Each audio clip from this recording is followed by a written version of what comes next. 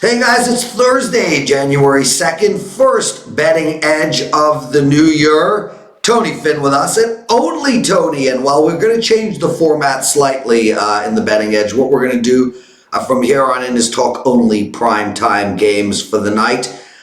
Tonight we're going to talk just the two NBA games that are on TNT, and we're also going to look at the New Orleans, Minnesota NFL game. We got a bunch of promos to give out. As well, don't forget to watch Puck Time, the best #1 hockey show ever when it comes to sports betting.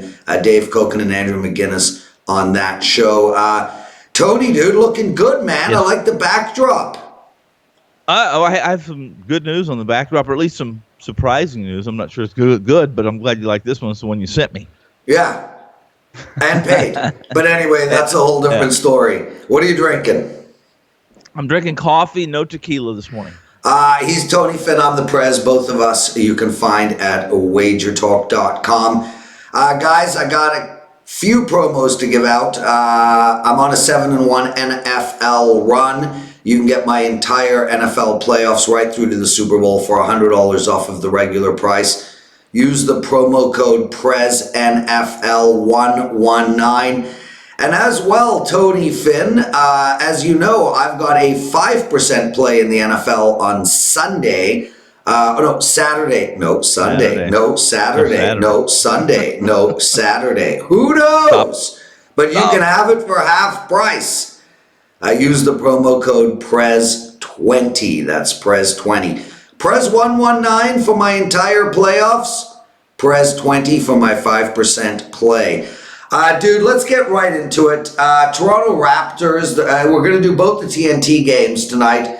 Toronto Raptors on the road facing the Miami Heat. You know, I've only been to one basketball game in the last 2 years. I saw the Heat in Toronto lose in overtime. Exciting game if you like paint drying on a wall. But that's pretty much how I describe going to a live NBA game. The Heat are minus 5.5 tonight with a total of 214. And, you know, the Raps are just so banged up right now, and yet they are still playing good ball.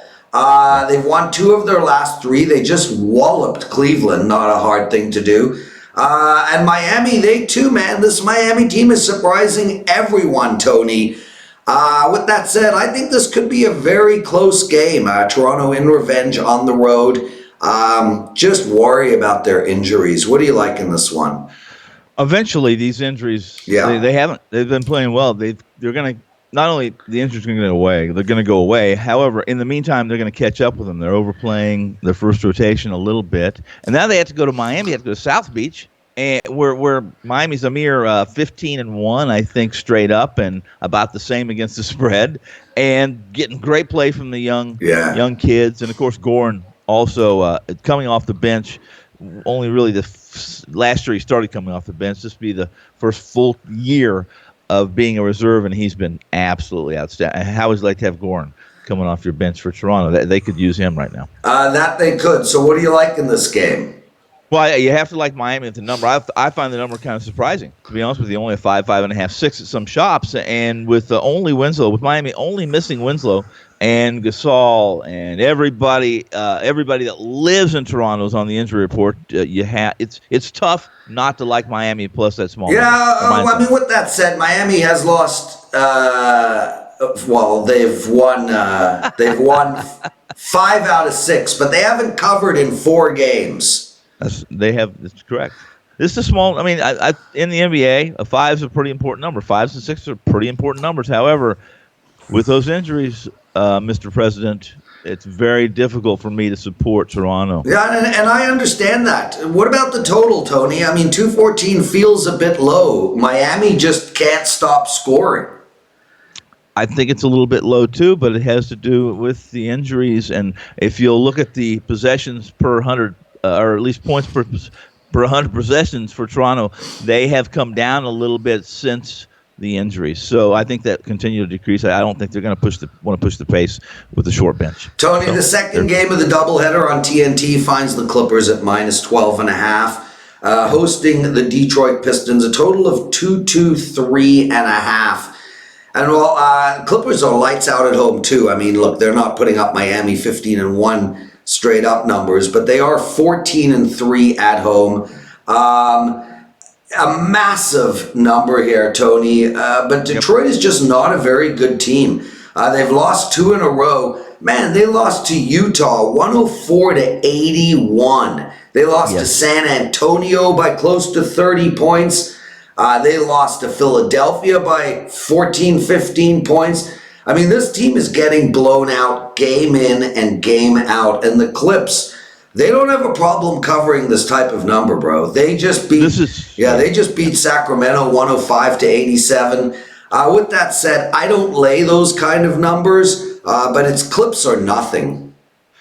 I could not agree more. With no Griffin tonight, looks like he's out. And Reggie, listen, Reggie Jackson's been out all year almost, and he's their best perimeter defender. This team is not playing typical Detroit defense. They're not very physical, mostly because Griffin's fragile. And the only person in LA that's damaged goods right now, for the most part, is Patrick Beverley. So you're absolutely spot on. It's the Clippers or you pass. Yeah, I mean, Tony, what do you think about the concept of taking the Clippers and the over? Both bets, you're really isolating this down to can the Clippers put up 115 points, give or take. And, I mean, they're doing it almost every game. I grant you they only put up 105 and 107 in their last 2. But, geez, I mean, this team is averaging very close to that number. I think if you take the Clips and the over, I think worst case you're looking at 1-1 with a real decent shot at a 2-0 night. Well, this Clippers team is, in my opinion, the best defense. I think they're as good or better defensively than the Lakers. Yeah, but without Griffin in. Yeah, no. Here's the deal. Detroit's playing on the outside tonight.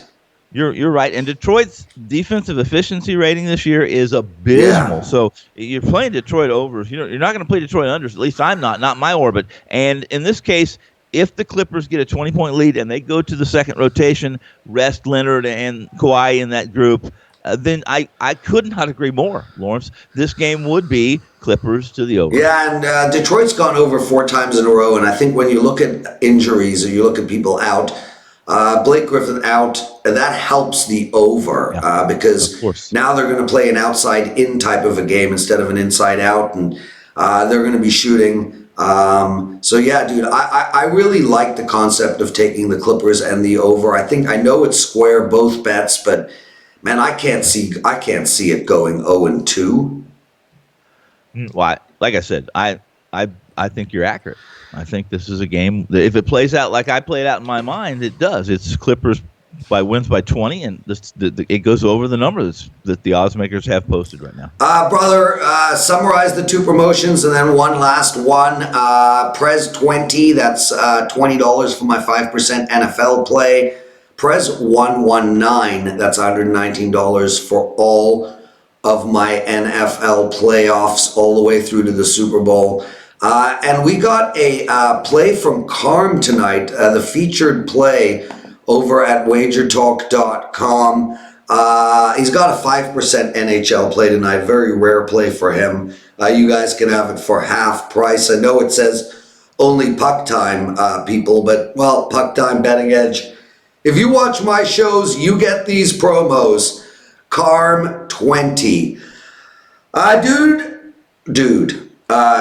I think both of us are about 20 years past dude. But minus 7.5 for the New Orleans Saints, a total of 49.5. We've had a lot of money come in on Minnesota, and this is a really interesting game, Tony. You got New Orleans in sort of revenge mode from that disaster Diggs loss 2 years ago. With that said, they say they don't care. Peyton cares, and he's going to want to run the score up. One thing we know about Peyton, he ain't going to want to keep this game close and let it come down to a final 5-minute drive from Minnesota. I think New Orleans comes out there and really tries to run the score up.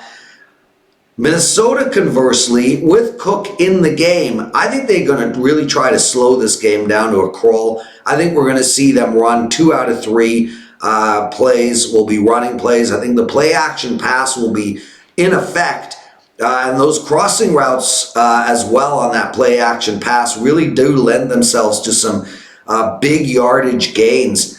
New Orleans' most underrated defense in all of football. They've just been absolutely outstanding. They're actually one off of Minnesota. So, I mean, these two defenses are extremely close.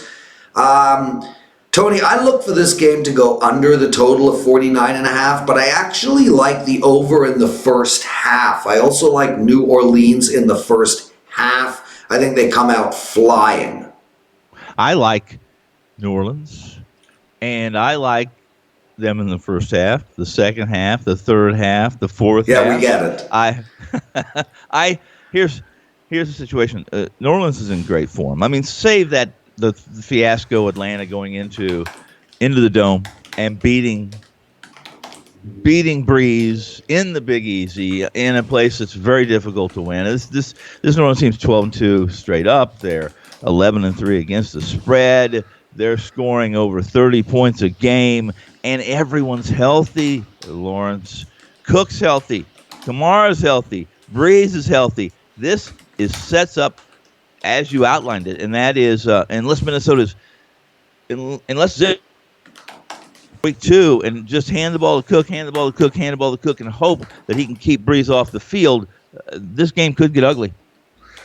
Yeah, I mean, Tony, New Orleans, I feel like, are destined for the Super Bowl. I think they've just had such a rough go, and if you look at the NFC and you say to yourself, okay, Green Bay is the 2 seed, which is the team ultimately New Orleans will face.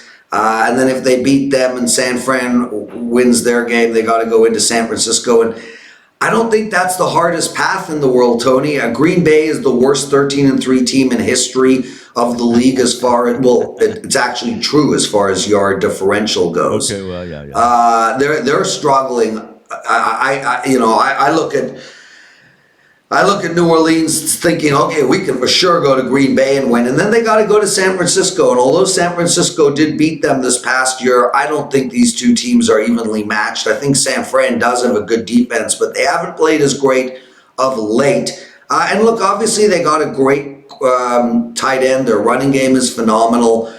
Jimmy G is playing well, but I think New Orleans is the class of the NFC, and you're getting them at plus 600 to win it all. To me, I think that's a great bet. I like New Orleans to win this game. They're going to be in a bunch of my teasers. I just don't want to take minus 7.5 because I feel like Minnesota is going to really slow this one down.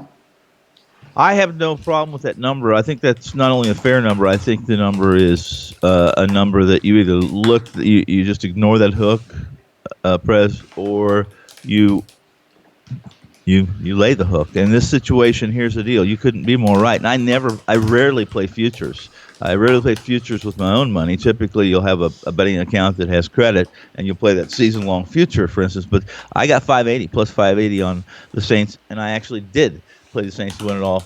You're accurate with the fact that it's an easier path. I mean, Green Bay, New Orleans can beat anyone. San Francisco's got a good team, but they have problems on the offensive line. And again, I'll mention this. I've said it already. The Saints team's healthy, and they're ready. And are they destined? Because you kind of mentioned the fact that they might be due. They are, my brother, and we are done. Guys, real quick show today. From now on, we're going to be doing the betting edge every day. We're going to be talking only primetime games. Check back tomorrow. We are going to look at the wild card week tomorrow, and then Monday we're back with all primetime NBA, college basketball, and a little bit of NHL. Tony, thanks so much for joining us. It's a privilege hosting this show. Everybody, Carm20, that's Carm20, a half price off of his 5% NHL bet tonight, and Prez 20, half price off of my NFL 5% play for this weekend. Thanks for joining me, brother. Good luck this weekend, Bo.